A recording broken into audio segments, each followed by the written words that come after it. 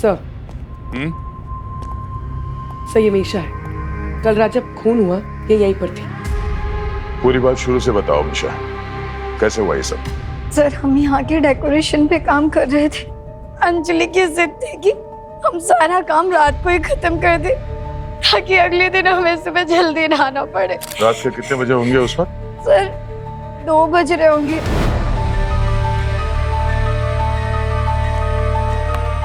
मैं पानी लेने गई तो मैंने अंजलि की चीख सुनी।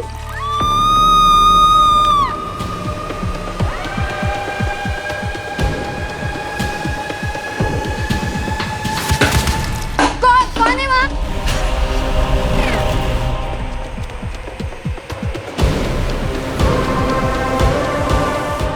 अंजलि।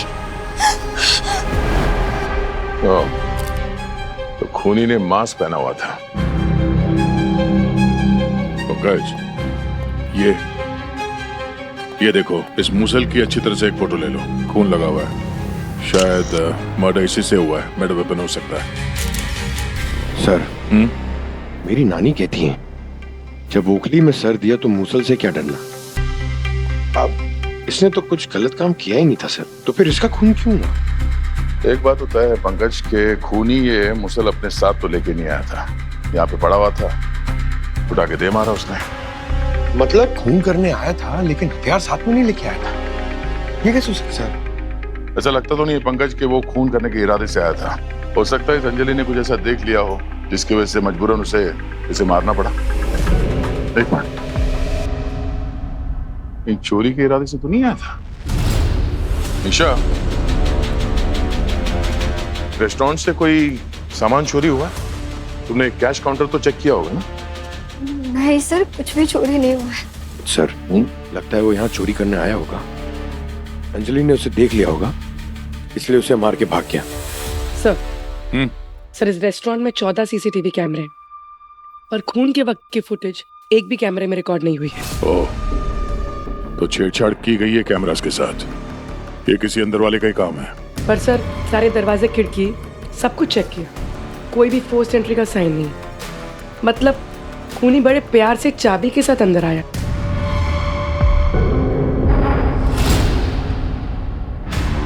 ये क्या है?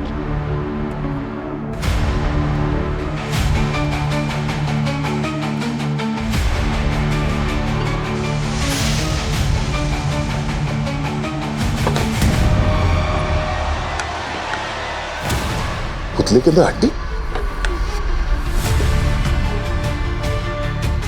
पुतले में हड्डी कैसे हो सकती है सर? मतलब सर पुतले के अंदर मुर्दा? एक मिनट,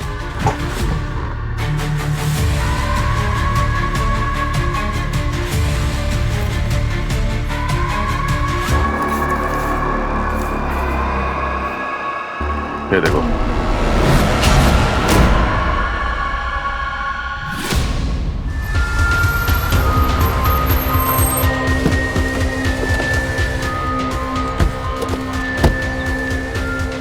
सर, अभिजीत सर काफी परेशान लग रहे हैं। हाँ, उनके करीबी दोस्त थे। अब ठीक है सर? ठीक तो नहीं हूँ। 25 साल पुराना दोस्त था मेरा ये सूरज। सर ये वही सूरज है ना जो पुलिस फोर्स में थे? करेक्ट। 2 साल पहले रिटायर में हुआ था, उसके बाद से प्राइवेट डिटेक्टिव का काम करने लगा था ये।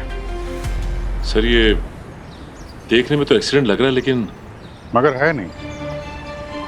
इसके शरीर पे ये खून देख रहे हो, ये कपड़ों में। ये देखो, ये ऐसा लग रहा है हाथ के निशान किसी ने तलाशी लेने की कोशिश की है। सर इसका मतलब किसी ने जानबूझ करके एक्सीडेंट करा ताकि इन्हें मार सके और इनके पास जो सामान था वो लेके जा सके। कुछ तो था इसके पास खास, इसकी मौत की वजह बन गई है। पुतले के अंदर ये इसका चेहरा पूरी तरह से डैमेज्ड है। सर, कहीं एक पुतले के अंदर एक आत्मा तो नहीं थी जिसने इसका खून कर दिया? पंकज, तुम्हारी सुई हमेशा के वहीं पे आके क्यों अटक जाती है? हाँ, दो खून हुए हैं, समझ रहे हो? ये सब कैसे हो गया? किसने मारा अंजलि को? अरे कहाँ घुसे जा रहे हैं आप लोग? ये क्राइम सीन है, आप लोगों को वहां खड़ा होना पड़ेगा, वहां जाइए आप लोग। मेरे ही रेस्टोरेंट में मुझे बताओगे मुझे कहाँ खड़ा होना है? चलो हटो। आप प्लीज थोड़ा शांत हो जाइए। एक मिनट सर, आप पापा की बातों का बुरा मत मानिए। दरअसल इन्हें गुस्सा जल्दी आ जाता है। अच्छा, हम भी तो देखें इनके गुस्से में कितनी गर्मी है। नाम क्या आपका? प्रफुल्ल। और आपका? हम लोग सीआईडी से हैं। हम लोग जवाब देते नहीं, सवाल पूछते हैं। आप ये बताइए कि आपके इस रेस्टोरेंट में ये मुर्दा कहाँ से आया और किसका है ये? बोलिए। आपको कुछ मिला सर इसके पास से? बस ये टूटा हुआ फोन मिला है सूरज का। इसी में मेरा नंबर दे के यहाँ के लोकल पुलिस ने कांटेक्ट किया था मुझे। जब इसकी मौत हुई उस वक्त ये मुझे कांटेक्ट करने की कोशिश कर रहा था। शायद कुछ बताना चाहता था खूनी के बारे में। सर एक पुलिस वाले के साथ ये सब किया, छोड़ेंगे नहीं सर इसे। इनके कपड़ों से जो उंगलियों के निशान मिलेंगे शायद उससे खूनी का पता चल जाए। नहीं सचिन, ये ब्लड के निशान जो है बिल्कुल फैले हुए हैं। इसमें से कोई भी क्लियर फिंगरप्रिंट्स तो नहीं मिलेगा। सर सूरज एक पुलिस ऑफिसर थे, हमारे लिए कोई ना कोई सबूत तो जरूर छोड़ा होगा। करेक्ट। आदमी के शरीर से पुलिस की वर्दी उतर सकती है, लेकिन पुलिस का दिमाग वैसा का वैसा ही रहता है। सूरज ने जरूर कुछ बैकअप प्लान तो बनाया ही होगा। इसका घर चेक करते हैं, कुछ ना कुछ मिलेगा हमारे लिए। सर हम लोग रेस्टोरेंट भी चलाते हैं और लोकल आर्टिस्ट के हैंडीक्राफ्ट को एक्सपोर्ट भी करते हैं। हमें नहीं पता सर कि ये कंकाल इस पुतले में कैसे आया। रेस्टोरेंट की सजावट के लिए पुतले खरीद के लाए थे, लेकिन पुतले के अंदर मुर्दा कहाँ से आ गया सर हमें नहीं पता। सर सारे पुतले खोल के देखते हैं, इनमें भी मुर्दे होंगे सर। हाँ पंकज, चेक तो करना पड़ेगा। ये पुतले इतने ही हैं या और भी हैं? हाँ सर, गोदाम में कुछ और भी है। मैं कहाँ से पुतला लेकर आए थे बताओ साहब को? वहीं से लाए थे सर, जहाँ से हमेशा खरीद कर लाते हैं, लेकिन खरीदते वक्त उसके अंदर कुछ नहीं था सर। ओह, यानी खरीदने के बाद इस पुतले में वो मुर्दे आ गए कहीं से, है ना? इसका मतलब तुम ही लोग हो, तुम ही लोगों में से किसी ने कुछ किया है। सर जिस किसी ने भी किया ना बहुत जल्दबाजी में किया है। सर इस पुतले के जॉइंट्स देखिए, बिल्कुल फिनिशिंग नहीं है। इसका मतलब है मुर्दा छुपाने के लिए टाइम मिला नहीं। अब आप लोगों में से कोई बताएगा ये मुर्दा किसका है, या सीआईडी को अपने तरीके से मुंह खुलवाना पड़ेगा। जब तक अंजलि और इस मुर्दे का खूनी का पता नहीं चल जाता तब तक आप सब के सब सस्पेक्ट हो, इतना याद रखना। देखिए सर, आप थोड़ा धीमे सुर में बात कीजिए। हम सब इज्जतदार फैमिली से आते हैं। इज्जतदार लोगों के घर में लाश और कंकाल नहीं मिलते। दो खून हुए यहाँ पे, समझे? और जो कुछ पता है फटाफट उगलना शुरू कर दो, वरना अगर मैंने अपना सुर लगा लिया ना तो तुम लोगों का तापमान बिगड़ जाएगा। I am really sorry sir, और हम आपके साथ कोऑपरेट करेंगे जब तक आपका केस सॉल्व नहीं हो जाता है। Yes sir. और वैसे भी आप ये सारे सवाल अमन से क्यों नहीं करते? इस रेस्टोरेंट की सिक्योरिटी की जिम्मेदारी उसी की है। बुलाओ से। गायब है वो, दिखाई नहीं दे रहा। हाँ सर, मुझे लगता है कि ये सब उसी ने किया है। हम लोगों को यहाँ फंसाकर खुद भाग गया। आप जाकर सर उसे पकड़िए। सीआईडी से भाग के जाएगा कहाँ वो? पुलिस वाले का घर है, नॉर्मल तलाशी से काम नहीं चलेगा। सूरज ने इस केस से जुड़ी कड़ी किसी ऐसी जगह छुपा के रखी होगी जो आसानी से नजर नहीं आए। हाँ सर, फिर तो नजरें पैनी करनी पड़ेंगी। बिल्कुल, ध्यान से देखो किस केस पे काम कर रहा था वो।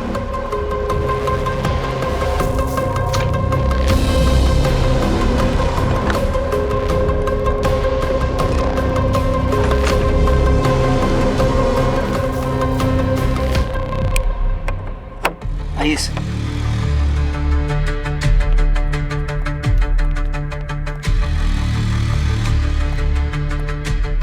तो ये है वो गोडाउन जहाँ से आप लोग रेस्टोरेंट के लिए पुतले और वो शो पीसेस लाते हो? हाँ हाँ सर, हर हफ्ते नए शो पीस आते हैं और पुराने बदल दिए जाते हैं, रेस्टोरेंट के थीम के हिसाब से। ये थीम हर हफ्ते बदलती है? हाँ सर, ताकि हर बार कस्टमर्स को एक नया एक्सपीरियंस मिले और हमारे कस्टमर्स वापस से हमारे रेस्टोरेंट में खाना खाने आए। अच्छा, ये जो आपके रेस्टोरेंट में उस पुतले से जो मुर्दा मिला है वो कितने दिन पहले लाया गया था रेस्टोरेंट में? शायद 4-5 दिन पहले। वैसे एग्जैक्ट डेट रजिस्टर में लिखी हुई होगी।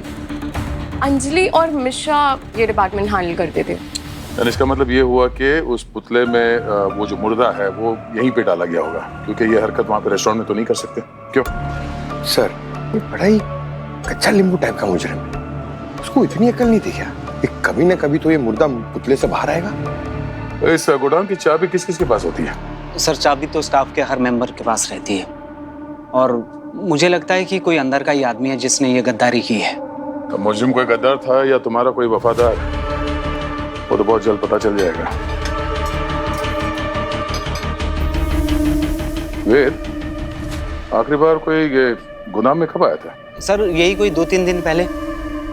क्या बात है, कमाल है। ये देखो 2-3 दिन से गोडाउन बंद पड़ा है मगर धूल मिट्टी का नामो निशान नहीं। कौन से साबुन से ये गोडाउन को धोते हो भाई? कैसे लग रहा है कि गोडाउन आज साफ किया गया, बल्कि अभी कुछ देर पहले।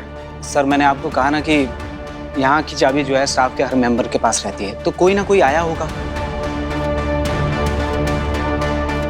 अब यहाँ पर कौन आया था ये तो वो मुर्दा ही बताएगा। मुर्दा? मुर्दा कैसे बोलेगा? सीआईडी के पास ऐसे बहुत सारी तरकीबें हैं जिससे मुर्दा बोलता है, और अपराधी भी। अभी तो पता नहीं कि हम लोग ढूंढ क्या रहे हैं यहाँ पे। इतनी सारी चीजों में वो केस वाली चीज कहाँ रखी है ये कैसे पता चलेगा? पता चलेगा सचिन, अगर वो पुलिस वाला है तो हम लोग भी तो पुलिस वाले ही हैं ना।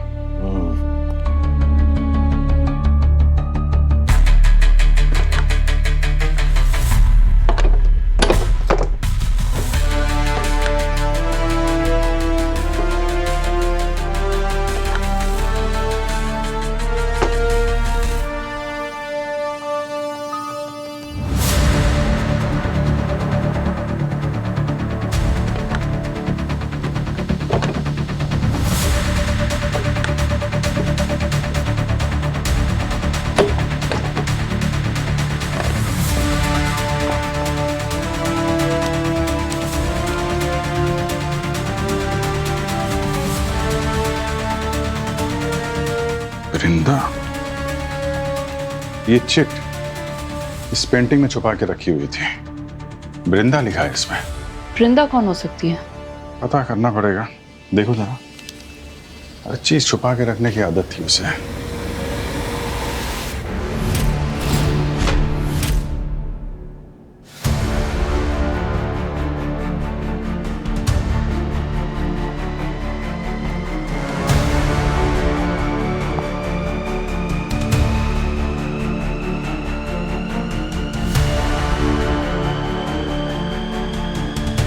Checkmate.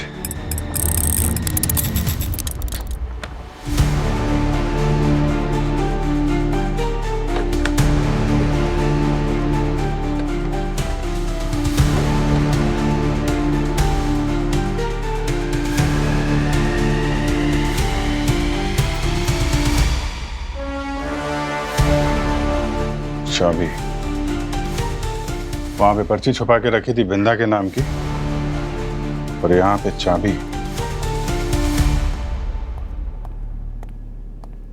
हाँ बुर्वी। सर मुर्दे का चेहरा इतनी बुरी तरह से कुचला जा चुका है कि फेस का तो कुछ पता नहीं चल पा रहा है, पर इतना जरूर पता चल पा रहा है कि ये मुर्दा किसी आदमी का था। ये खूनी सारे सबूत मिटाने की कोशिश कर रहा है, इसलिए उसने मुर्दे का चेहरा पूरी तरह से खराब कर दिया होगा। गोडाउन भी ऐसे रगड़ रगड़ के साफ किया है ना तो पैरों के निशान मिले ना उंगलियों के। मिट्टी और खून के दाग साफ हो सकते हैं पंकज, लेकिन जुर्म के दाग को साफ करने वाला ना कोई साबुन बना है ना कभी बनेगा।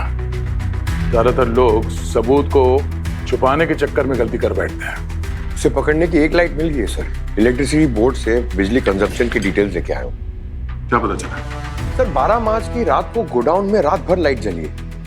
ऐसे नॉर्मल डेज पे 200 यूनिट लगते थे, लेकिन उस दिन 800 यूनिट यूज हुए। हम वहां पर देखकर भी आए थे सर, सिर्फ 4 बल्ब ही है वहां पर। यानी बात साफ है, उस गोदाम की रोशनी में काले जुर्म पे पर्दा डालने वाला काम उसी रात को हुआ है। 12 मार्च को 12 मार्च को ही उस पुतले में वो मुर्दा डाला गया था।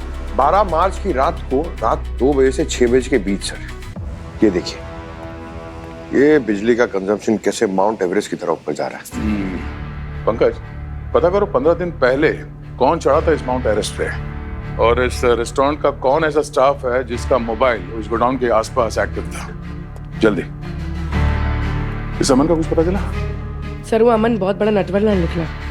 फ़ोन बंद आ रहा है और घर के एड्रेस की लोकेशन पे खिलौने की दुकान है। ओ, खिलौने की दुकान। दुकान के मालिक से बात हुई? हाँ सर। सर बहुत ओवर स्मार्ट बन रहा था वो। पूछताछ करने पर उसने अपना नाम बताया, अंशुल। अंशुल? चोच खोली उसने? हाँ सर। वो कह रहा था कि उसे अमन ने पैसे दिए हैं, ये बोलकर कि अगर रेस्टोरेंट से कोई भी फ़ोन आए तो वो अमन का नाम लेकर फ़ोन उठाए। ओह, यानी अब 4 पहेलियां सुलझानी होगी हमें कि मुर्दा किसका है, किसने मारा उसे, अंजलि को किसने मारा, और फिर ये अमन है कौन और उसका असली नाम क्या है? सर 12 मार्च को गोडाउन के आसपास कोई भी स्टाफ मेंबर नहीं था। क्या बात है, बिना फोन के? क्या अब कोई गोडाउन तक कोई उड़ के तो जा नहीं सकता? गोडाउन के पास कोई पब्लिक ट्रांसपोर्ट भी नहीं है सर, शायद पैदल या अपनी गाड़ी से गया होगा। पंकज, उस गोडाउन के आसपास सड़क पे जितने भी सीसीटीवी कैमरा से उसकी फुटेज निकलवाओ, देखते हैं उस फुटेज से क्या मिलता है। Right sir. चाबी मिल गई है तो ताला भी मिल ही जाएगा। हाँ सचिन, सबसे पहले उस बृंदा के घर चलते हैं। सूरज की डायरी में उसकी आखिरी क्लाइंट तो बृंदा ही थी। एक गोडाउन है जगतपुरा के पास और वो रेस्टोरेंट है मालविका नगर में, तो शायद B2 बाईपास के सीसीटीवी कैमरा में आदमी दिख सकता है। सर। हाँ बोले। सर, उसी कैमरे की फुटेज में रात 1:45 बजे एक डार्क ब्लू कार मुड़ी है गोडाउन के रास्ते पे, और ये देखिए सर, वही कार सुबह 7 बजे वापस भी आ रही है। ये सीसीटीवी गोडाउन से कितनी दूर है? सर करीब 800 मीटर। गाड़ी का नंबर से पता करो कि ये गाड़ी किसकी है।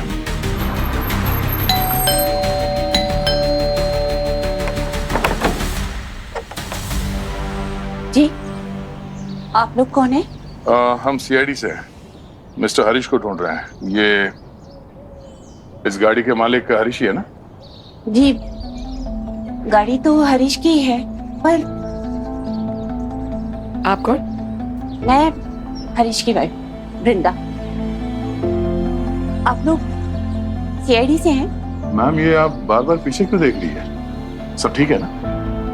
अंदर कोई है क्या? अभी कुछ देर पहले एक आदमी घर में घुस आया है, हरीश के बारे में सवाल जवाब कर रहा है और मुझे डरा धमका रहा है।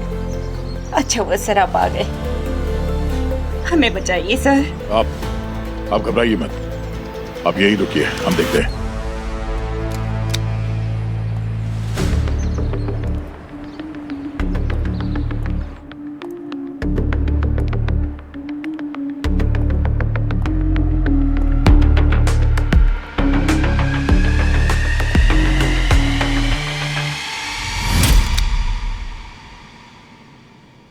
जी, तुम लोग यहाँ? अरे हम लोग वो रेस्टोरेंट वाले मर्डर की तहकीकात के लिए आए थे। और तुम? और ये वृंदा जी तुमसे इतनी डरी हुई क्यों है? माफ कीजिएगा मैडम, मेरा मकसद आपको डराना बिल्कुल नहीं था। दरअसल मैं भी यहाँ पे एक मर्डर केस की तहकीकात करने आया हूँ, अपने दोस्त सूरज के मर्डर की। सूरज केपी? यार वो तो बहुत ही बहादुर पुलिस ऑफिसर था, कई सारे मेडल्स मिले थे उन्हें। हाँ, पिछले 2 साल से जासूसी का काम करने लगा था वो। मिसेस बिंदा के केस पे काम करते हुए मारा गया बेचारा। वृंदा जी, सूरज आपके कौन से केस पे काम कर रहा था? मेरे गुमशुदा हस्बैंड हरीश को ढूंढने के लिए। हरीश कब से गायब है? 12 मार्च से। 12 मार्च की रात को, रात 2 बजे से 6 बजे के बीच सर। ये बिजली का कंजम्पशन कैसे माउंट एवरेस्ट की तरफ ऊपर जा रहा है। प्रफुल्ल ने उसे रेस्टोरेंट में मिलने बुलाया था। मीटिंग खत्म होते ही हरीश का कॉल आया कि वो घर वापस आ रहा है, लेकिन उसके बाद आज तक हरीश घर वापस ही नहीं आया। आपने मिसिंग रिपोर्ट लिखवाई थी पुलिस स्टेशन में?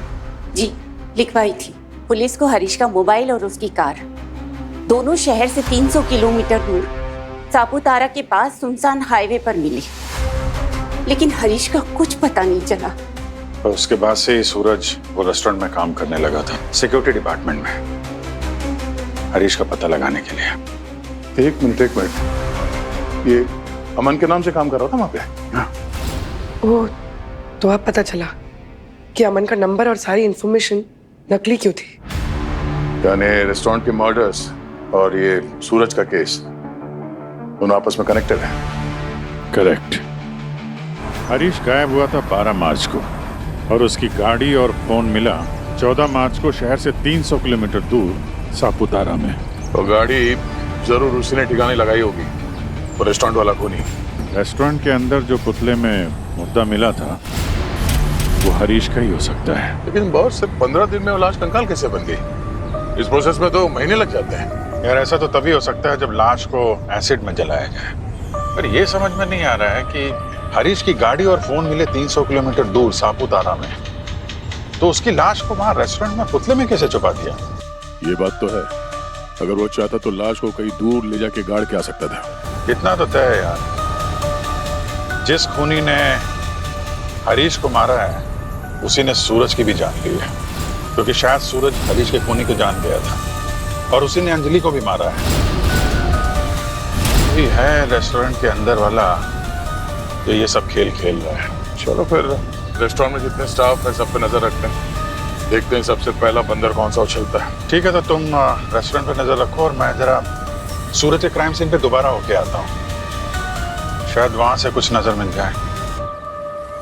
सूरज की बॉडी यहाँ पे मिली थी और वहां पे खून गिरा हुआ है। इसका मतलब वो रेस्टोरेंट के डायरेक्शन से ही आ रहा था। हाँ, और सर रेस्टोरेंट यहाँ से 4 किलोमीटर की दूरी पे, मतलब सूरज वहां से भागता आया पर खूनी उसके पीछे पीछे। करेक्ट। और फिर वहां के बाद यहाँ पे खून है। ऐसा लगता है एक्सीडेंट स्पॉट ये है। सूरज को गाड़ी ने टक्कर यहाँ पे मारी और सूरज उड़ के वहां गिरा।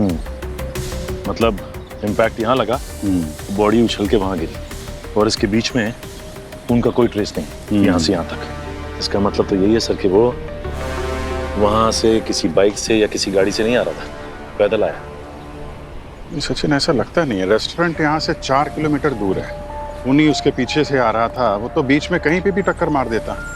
इसका मतलब है कि सूरज किसी बाइक या गाड़ी से ही आ रहा था। कमाल है, ये बाप बेटी ऐसे शॉपिंग कर रहे मानो कोई त्योहार हो। इनके रेस्टोरेंट में खून हुए हैं और इन्हें कोई फिक्र ही नहीं है। अवनी, सवेद का भी वही हाल है, किसी लड़की के साथ हंस हंस के बातें कर रहा है। रेस्टोरेंट वाले मर्डर्स की कोई टेंशन नहीं है। पंकज, सर कल रात से वेट कर रहा हूँ, मयंक भी बाहर नहीं निकला है सर। कल रात से घर से बाहर तो नहीं गया वो? नहीं सर, वॉचमैन से पूछा मैंने, उसने कहा कि वो कल रात से कहीं बाहर नहीं गया है। पूर्वी, सर मैं पिछले 5 घंटे से वेट कर रही हूँ, पर मिशा कहीं नजर नहीं आ रही। उसकी फोन की लोकेशन ट्रेस करवा रही हूँ सर। ठीक है, लोकेशन पता चले तो इन्फॉर्म करना। ये देखो, यहाँ पे एक्सीडेंट हुआ है। 100% सर। ये देखिए, ये बाइक का लाइट और ये शीशा टूटा हुआ है। इसका मतलब सूरज की 2 व्हीलर तो यहीं पे टक्कर मारी गई है। देख रहे हो टायर के निशान? मतलब खूनी ने यहाँ पे जब उसके बाइक को टक्कर मारी होगी तो इम्पैक्ट से ये टायर घिसा है। मतलब सूरज का 2 बार एक्सीडेंट हुआ। एक बार यहाँ पे उसकी गाड़ी को टक्कर मारी और जब यहाँ से पैदल भागा है तो फिर वहाँ पे फाइनल टक्कर जहाँ पे उसकी मौत हुई है। टायर मार्क्स तो इस तरफ है, बाइक को यहाँ टक्कर लगी है तो बाइक यहीं कहीं होनी चाहिए यार। देखो बाइक कहीं मिलती है क्या?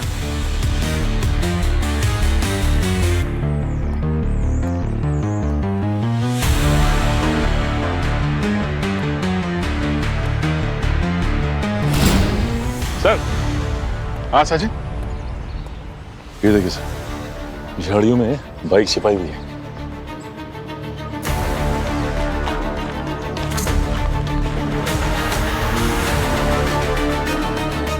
सूरज की बाइक है और सूरज का खून करके उसकी बाइक को यहाँ ठिकाने लगा दिया खूनी ने।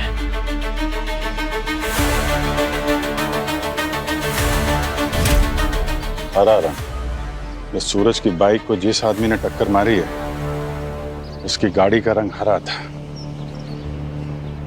मतलब सूरज के खूनी तक पहुंचने का पहला सुराग तो मिल गया।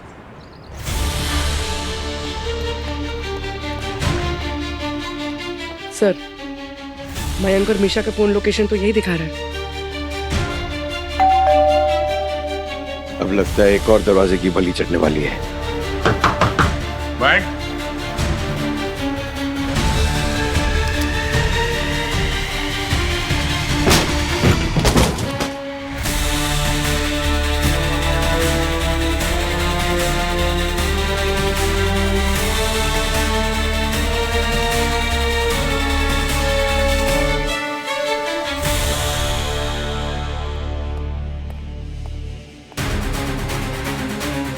Oh no, he's dead.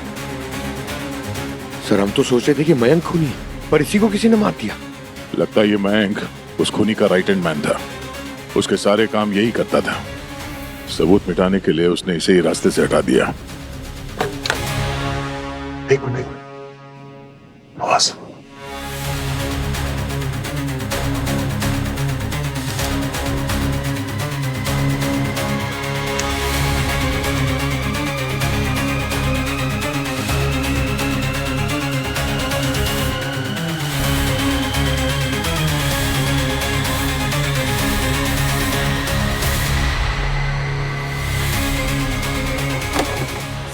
Sir की ओह, संभल के बाहर निकलो, उसे पकड़ो, उसे धीरे धीरे बेड पे लेटाओ।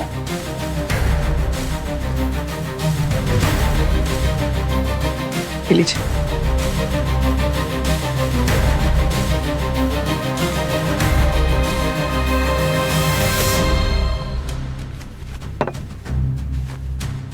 मीशा, कैसे महसूस हो रहा है? ठीक हो तुम इतनी डरी हुई क्यों? क्या हुआ क्या था यहाँ पे? तुम्हें अलमीरा के अंदर बंद किसने किया था? मैं मैंग जी से मिलने आई थी। मैं उन्हें अपना गुरु मानती हूँ और आप लोगों की पूछताछ के बाद वो थोड़े घबराए हुए थे और मैं सपने में भी नहीं सोच सकती कि वो ऐसा कुछ कर सकते हैं। मेरा यकीन मानो मीशा, मैं ये सब नहीं करना चाहता था, मगर क्या? मगर उस रात हरीश को वो राज पता चल गया जो उसे कभी भी पता नहीं चलना चाहिए था, इसलिए वो मेरा पीछा करने लगा। कैसा राज? फिर हम दोनों के बीच हाथापाई होने लगी और हाथापाई के दौरान वो गलती से एसिड के टब में जा गिरा। मीशा, तुम मुझे जानती हो, मेरा नेचर पहचानती हो। मैंने उसे बचाने की बहुत कोशिश की, लेकिन तब तक वो मर चुका था। उसके बाद मुझे उसकी लाश को ठिकाने लगाने के लिए कहा गया, लेकिन पुलिस की नाकाबंदी की वजह से मैं उसकी लाश को दूर ले जाकर दफना नहीं सका। मैंने सोचा कि एक रात के लिए उसकी लाश को पुतले में छुपा देता हूँ और अगले दिन जाकर कहीं दूर दफना दूंगा। लेकिन मीशा, अगले दिन गोडाउन में वो पुतला था ही नहीं, उसे रेस्टोरेंट ले जा चुके थे। इसीलिए मुझे छुपते छुपाते चोरों की तरह रात में रेस्टोरेंट जाना पड़ा ताकि उस पुतले में से लाश निकाल सकूं। लेकिन मुझे क्या पता था कि तुम और अंजलि पहले से वहां मौजूद है, और अंजलि ने मुझे देख लिया और फिर और इसीलिए आपने उसको मार दिया।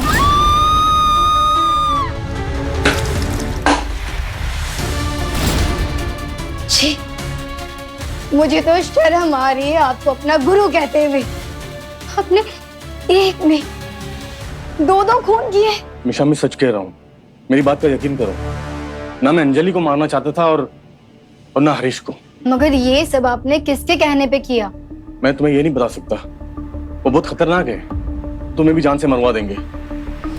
तभी दरवाजे पे दस्तक हुई। वो बाहर देखने गए। शायद ये वही आदमी है जिसकी वजह से वो ये सब कर रहे थे, और फिर उन्होंने मुझे अलमीरा में बंद कर दिया। फिर मैं तब से वहीं पड़ी थी। तो अलमीरा के अंदर से उनकी बातचीत सुनी? वो क्या बात कर रहे थे आपस में, या चीखने की आवाज सुनी? नहीं सर, मुझे अंदर सांस नहीं आ रही थी और थोड़ी देर बाद में मैं बेहोश हो गई। पूर्वी ने डॉक्टर के पास ले जाओ, घबराओ मत।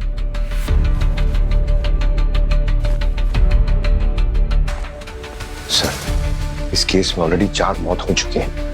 अगर हमने जल्दी कुछ नहीं किया तो पता नहीं और कितनी लाशें मिल जाएंगी। और काम करते हैं, इस घर की तलाशी लेते हैं कि मैं किस खूनी के लिए काम कर रहा था। वो खूनी है कौन, उसका जवाब हमें यहीं से मिलना चाहिए। देखो जरा। सर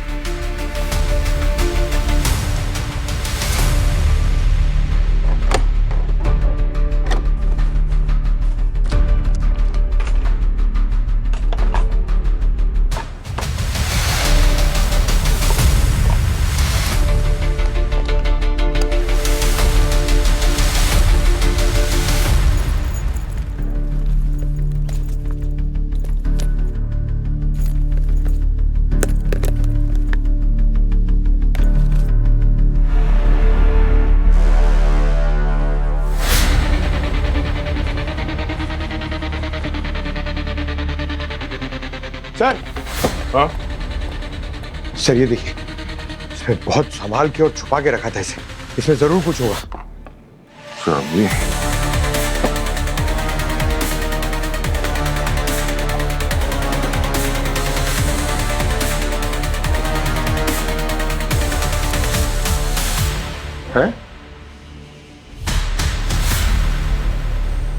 तुम्हारी कार यहीं कहीं होनी चाहिए जिसने सूरज को टक्कर मारी है। इनमें से तो किसी का भी रंग हरा नहीं है और ना ही किसी का एक्सीडेंट हुआ लगता है।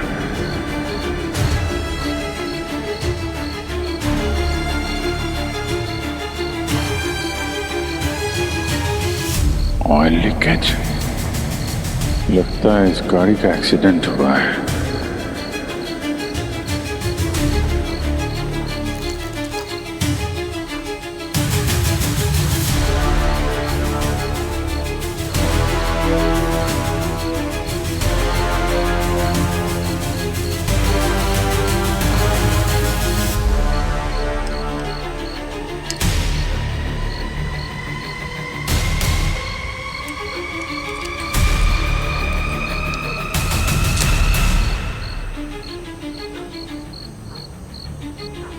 नीली कार के अंदर रवि का।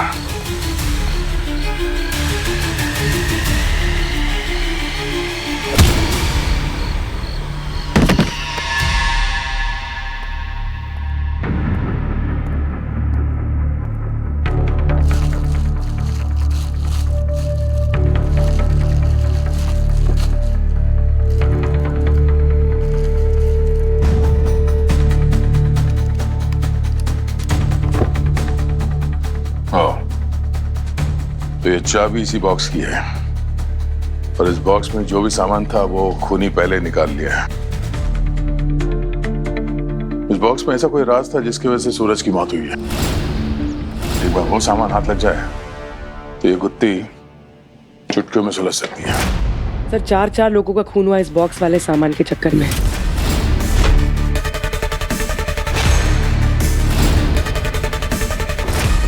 पता नहीं इस बॉक्स में ऐसा क्या था कि खूनी इस हद तक पहुंच गया। जो कुछ भी था बहुत इंपॉर्टेंट, बहुत कीमती रहा होगा, इसलिए खूनी इस हद तक गया कि 4 खून करने पड़े उसे।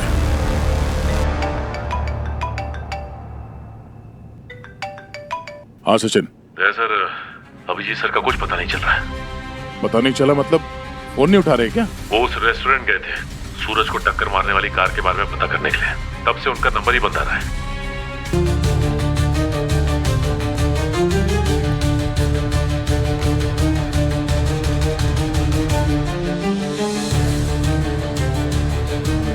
सर। हाँ सर पूरा रेस्टोरेंट छान मार, अभिजीत सर कहीं नहीं है। आखिरी बार पूछ रहा हूं तुम लोगों से, अभिजीत कहाँ है? क्या किया तुम लोगों ने उसके साथ? सर हमने ना तो उनके साथ और ना किसी और के साथ कुछ किया है, लेकिन ये तो बताइए आपके वो इस तरह रात को अंदर घुसे क्यों? हाँ सर, अगर उनको अंदर आना ही था तो हमसे बात करके आ सकते थे। हम तो आपके साथ कोऑपरेट कर ही रहे हैं ना।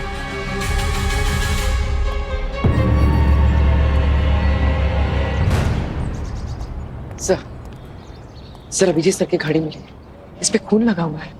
सर आपके ये जो ऑफिसर्स हैं सब कुछ तहस नहस कर दिया इन लोगों ने तलाशी लेने के नाम पे। अच्छा हुआ हमारी पोट्री की टेम्पो आपके आने से पहले ही चली गई, वरना वो सामान भी बर्बाद हो जाता।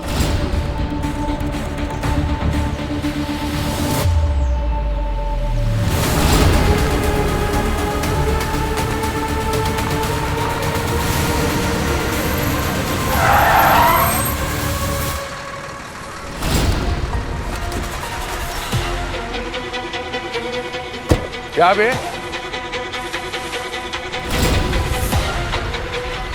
क्या बे चगड़े, इस सड़क का तू आंख से देखता है कि नाक से देखता है? एक गाड़ी चलाने आती है कि नहीं तेरे को? अबे हीरो, तेरी वजह से एक्सीडेंट होते होते बचा हूँ, मुझ पे चढ़ रहा है। ए शाणे, मुंह संभाल के बात कर, वो हाल कर दूंगा, ट्रक चलाना भूल जाएगा तू।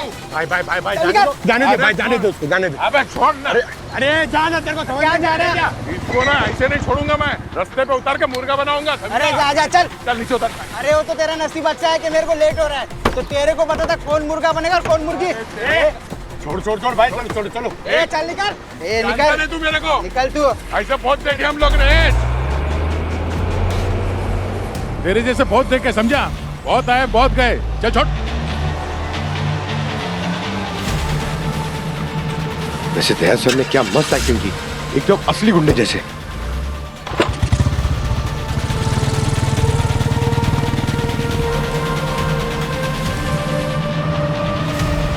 हाँ पूर्वी, अभिजीत सर इसी ट्रक में होंगे। ट्रक को जेटी में पहुंचने से पहले हमें अभिजीत को ढूंढना होगा किसी भी हाल में। सर जेटी पहुंचने में 5 मिनट ही लगेगा। Abhijeet sir,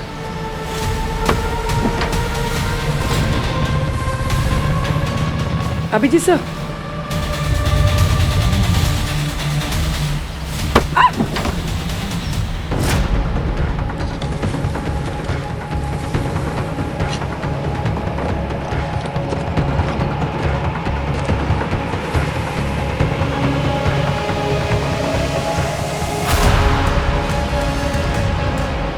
sir Abhijeet sir तो नहीं है, पर मुझे राज का पता चल गया जिसकी वजह से 4 लोगों का खून हुआ है। कैसा राज? सर इस ट्रक में जो पॉटरी का सामान है उसमें आर्टिफैक्ट्स की स्मगलिंग की जा रही है। ओहो, हाँ सर। तो ये मामला है।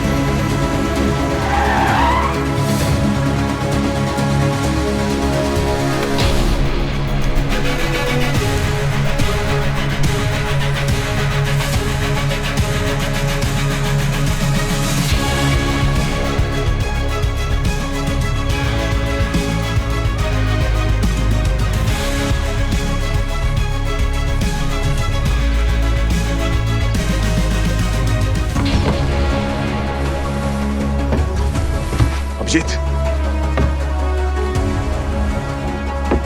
अभिजीत, अभिजीत, अभिजीत, अभिजीत,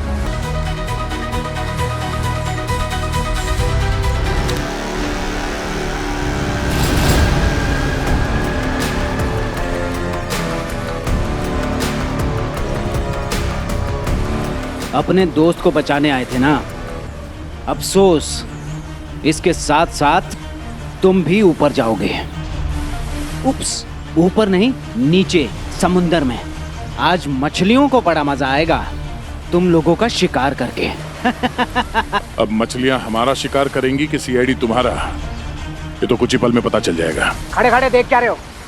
बांध लो इस पहलवान को भी। तुम सब एक एक करके आओगे या एक साथ आओगे? हाँ?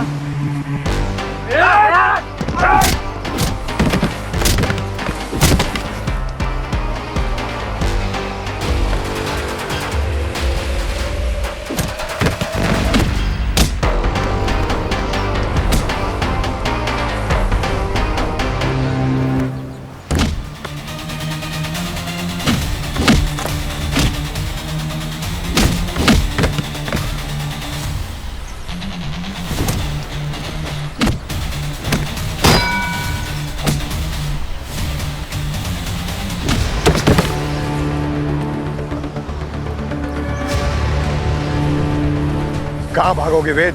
हो गया तुम्हारा खेल खत्म। संभालो इनको यार। अब निकलिए बॉस।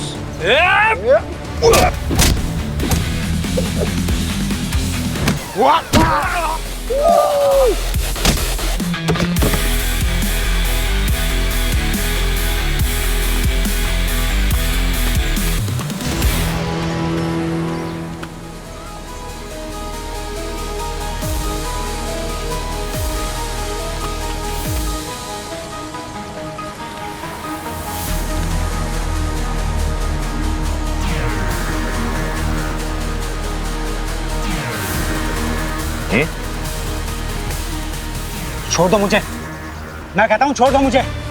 बहुत बुरा होगा तुम्हारे साथ। तुम्हें पता नहीं है मेरी पहुंच बहुत ऊपर तक है। आइए आइए मैडम, सीआईडी के रेस्टोरेंट में गर्मा गर्म हथकड़ी आपका इंतजार कर रही है। चले? जरा यहाँ देखना ऊपर, इधर इधर। कहने के लिए होटल का बिजनेस खोला, लोगों को खाना खिलाते खिलाते देश का खजाना लूटने की कैसे सोची तुम लोगों ने? शर्म नहीं आई तुम्हें स्मगलिंग करते हुए? ये मूर्तियां हमारे देश की अमानत हैं। सोचा तो यही था कि रेस्टोरेंट का बिजनेस करके इज्जत से 2 वक्त की रोटी कमाएंगे, लेकिन रेस्टोरेंट के बिजनेस में नुकसान पे नुकसान होता चला गया।